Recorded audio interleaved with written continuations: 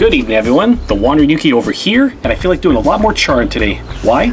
Well, why not? Perfect season for it. Even though there's snow, there's a little bit of sun, and I'm ready to do it. And I thought I'd revisit my old burger recipe. It's so simple to do, so basic, and it's going to come out super tasty after it's been set on fire. So let's get started on this. Step 1, before you get your burgers done, because you're charring, you need to get your pint glass, because charring and drinking a beer almost goes hand in hand. It's like peanut butter and jelly, bread and butter. Well, you can make up your own colorful metaphor for that. And I'm going to be doing something from Brasseur de Montréal, some Van Horn American Pale Ale. It's like an IPA, but going to be a little bit more fruity, possibly. Not quite New England IPA, but hey, it's a start. Get a little of the beautiful color here. Step 2, take a sip, get yourself all fueled up. Once you've given yourself time to get your fuel in, you need to put your meat, and what you're going to need is 1 pound of lean ground beef. Lean, nothing too heavy or fatty, because you are going to moisten this afterwards. Simple stuff to do. After your beef is in there, you're going to need about 1/4 cup of breadcrumbs. This is almost empty, so yeah, this is practically 1/4 cup. After that, you need 1 tablespoon of Worcestershire or Worcestershire sauce. You decide how you want to pronounce that. Like so. Next is going to be 1/2 teaspoon of salt.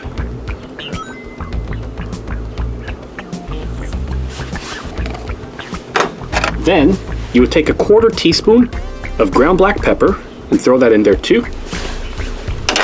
And to add a bit of binding to that, you're going to take 1 medium egg or 1 large egg, crack it open, and then throw it on in.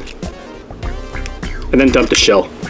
So once your egg is in there, I should remind you, you could probably put 1/2 cup of chopped onion and 1 to 2 cloves of garlic all minced up. But if you don't have that on you, that's fine, because this is still going to be tasty. You would mix it up by hand, but if you don't want to dirty your hand up too much, just get yourself some nice plastic gloves, apply them. All right, one's in. And before I get the second one on, I need some fuel. Drink some beer. Ah, beautiful.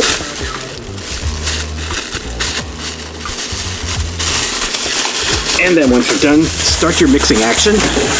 What you want to do is make sure this is all blended together so that your egg, your breadcrumb, your Worcestershire, your seasonings are all mixed in to make a nice consistent texture. You would only need to do this for about 2 minutes maximum, not too long. And if you're making more burgers, let's say you want to do 2 pounds instead of 1 pound, just double up your recipe and then that will get the job done as well. So keep going with that. Just like so. Make sure that nothing spills either. And then once you're done, your meat is going to look like this. It'll have this consistency. So once you're done, keep it aside. Once your barbecue is all cleaned up and kept aside, put your charcoal in, then your starter cubes, and then light it up.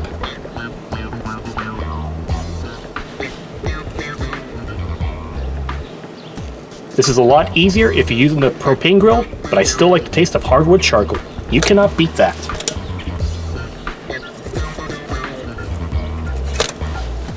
There. So let that burn for about a good 10 minutes, then close up your grill. After it starts to burn out, close the lid, open up your top vent, and then you let this preheat. If you're doing just burgers, you would preheat this to 350 degrees. But I'm going to be doing other stuff, so I'm preheating this to 400. Why? Well, you'll see. But before we get to that, just always remember too, for these kind of grills, always leave your bottom vent opened as well. That way you're going to have some air that's pulled in to pull air to the top. That's how it's going to heat up on its own. And if you're wondering what I'm going to be doing at 400 degrees, I'm going to be doing a baked potato. Stolen, no less, too. Everyone knows that stolen potatoes are the tastiest. And if you put it in some oil and garlic, mwah, beautiful. No, I didn't kiss a potato. I'm not that stupid. And for a quick hack, to cut your cooking time in half for the baked potato, instead of 1 hour, you could do it in 30 minutes. Trick to that, take your potato, poke a few holes in it, and shove it in the microwave on the baked potato setting, which will heat it up for about a good 4 minutes or so. So then with that, you just throw it onto the grill, and then it'll be ready in 30 minutes instead on 400. So easy to do. Of course, there's things you can add to this if you really wanted to dress it up. So one trick too to make this all moist, I'm going to cut this in half, and then I'm going to apply some oil. Traditionally, you would use olive oil for this kind of stuff, but I'm going to try something different today. I'm using avocado oil, and I'm just going to apply this liberally too onto everything here. This will give it a nice sweeter flavor than the tart, bitter flavor you get from olive oil, which is also just as good. And then once you're done, just cover it up, wrap it up really well, and then keep this aside until your barbecue is all set to go. A little over, like close to 375 degrees, so what you could do, open up your grill, and then put your grill in the grill. Grill on grill action. Let it heat up, and then any gunk that's left over from the last barbecue session could just be scraped off afterwards, and it could get the flames igniting to help you cook. And then what you gotta do is just scrape off the rest of the stuff into the flames. Like I said, then you're gonna see the flames might be igniting. Then you know you're doing your job pretty well. Come on, damn it. Come on, baby, light my fire. And just to make sure that we actually get some vitamins on this and not just charred animal and potatoes, I'm gonna add some eggplant to this. One of my favorite things to do. Cut them up into slices about ½ an inch thick, give or take. Then, once you're done with the eggplant, keep it aside. Once it's all sliced up, what do you do with your end pieces? Well, you can compost it, or I have a yard. I got other uses for it. That's one. Take two. Close to 400 degrees. Take your potatoes, throw it into the center. And then you let that cook for 30 minutes. And make sure you flip it to make sure it's evenly distributed. While that potato is cooking, we can then get that little container and fill up with some avocado oil to apply to the eggplant slices. You're going to get a sweeter taste, but it's all you really need for this to get a decent flavor. So while this potato is cooking, I could then add my eggplant to this. So what I'm going to do is I'm going to keep my oil right over here. Each of my slices I'm just going to take with this silicone brush, apply to one side, and then throw it onto the grill. And then keep repeating until everything is done. That's the last one. Instead of applying more oil to the other side, I'm just going to cover this up. And then, once it's all grilled enough, then I'm going to apply the next and then flip it around. I've already flipped my eggplant. Time to flip around the potato once more. Ooh, yes, this is going to be super tasty. Just have to give us 2 more minutes and then remove it. That's some tasty eggplant. Let's remove this and put it on my cutting board.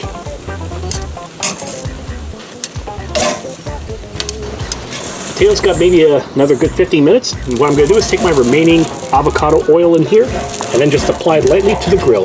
That way it's not going to grease up when the meat sticks to it. And also it's going to ignite the flames a little bit more, as you can see.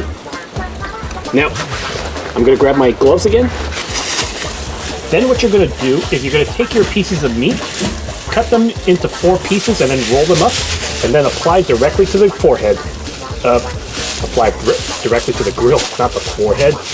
This isn't an ointment we're talking about. So I'll put this here. I'm going to put right here. This.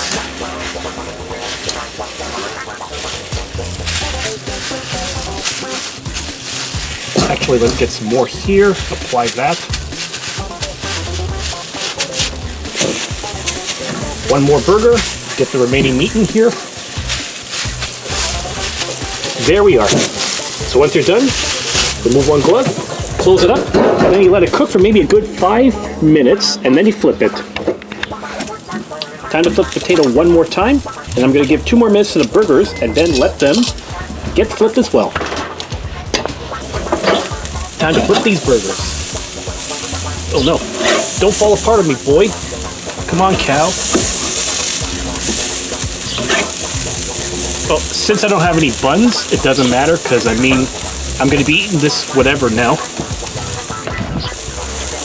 That potato is probably as cooked as it's going to get. Time to remove it. And then give the burgers maybe a few more minutes, one more flipping to make sure they're fine, and then we're good for eating.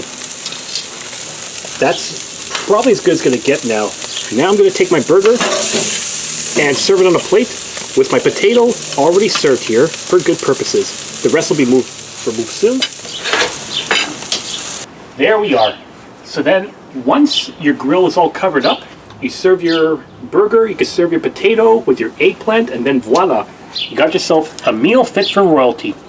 Meal fit for a king, queen, joker, court jester, village idiot, you name it, it's fit for everyone, and it's super tasty.